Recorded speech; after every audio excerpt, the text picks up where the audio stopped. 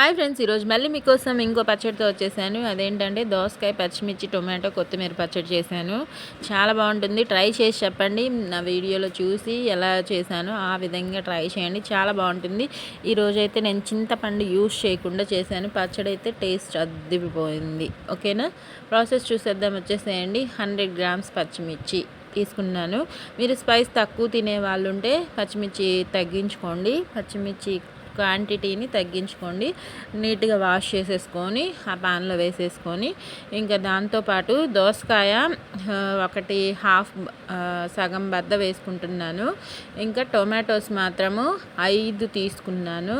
కొద్దిగా medium size 5 tomatoes తీసుకున్నాను. ఈ 2 టొమాటోస్ని కట్ చేసేసుకొని పచ్చిమిర్చితో పాటు వేసుకొని 3 స్పూన్స్ ఆయిల్ ఉంటుంది, చిన్న స్పూన్తోనే వేసుకొని చక్కగా కలిపి ఒక్కసారి మూత పెట్టి లో ఫ్లేమ్లోనే ఫ్రై చేసుకోండి.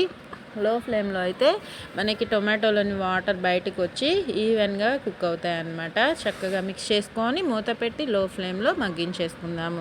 తర్వాత మనం కట్ చేసి పెట్టుకున్న దోసకాయ పీసెస్ని అలా హాఫ్ వరకు తీసుకొని పక్కన పెట్టుకుందాము.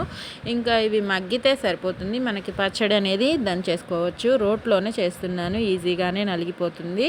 ఉప్పు వేసుకున్నాను 1 స్పూన్ అంతా వేసేసుకొని పచ్చిమిర్చిని ముందుగా దంచుకుంటున్నాను. దీనిలో వెల్లుల్లి కానీ జీలకర్ర కానీ ఏం వేయట్లేదు. ఈసారి దోసకాయ, టొమాటో, పచ్చిమిర్చి ఇంకా కొత్తిమీర ఇవి మాత్రమే వేసుకొని చేశానన్నమాట. ఎప్పుడు ఒకేలాంటివి కాకుండా మారుస్తూ ఉండాలి కదా మనం తినే విధానాన్ని.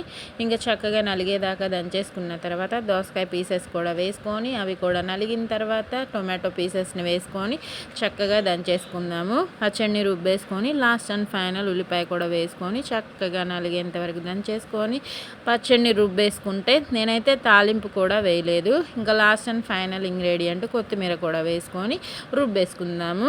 తాలింపు వేయడం వల్ల దానిలో ఉన్న న్యాచురల్ ఫ్రేగ్రెన్స్ అనేది, అంటే మనకి న్యాచురల్గా ఉండే టేస్ట్ కానీ స్మెల్ కానీ అవన్నీ మిస్ అవుతాం అనమాట. అందుకే తాలింపు వేయలేదు. అన్నీ వేసుకోకూడదు, కొన్ని పచ్చళ్ళకి మాత్రమే వేసుకోవాలి.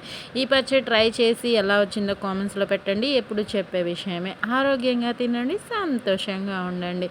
నా పచ్చడి అయితే సూపర్గా ఉంది. ట్రై చేసి చెప్పండి. ఎప్పుడు చెప్తూనే ఉంటాను కదా. Bye friends, thank you for watching.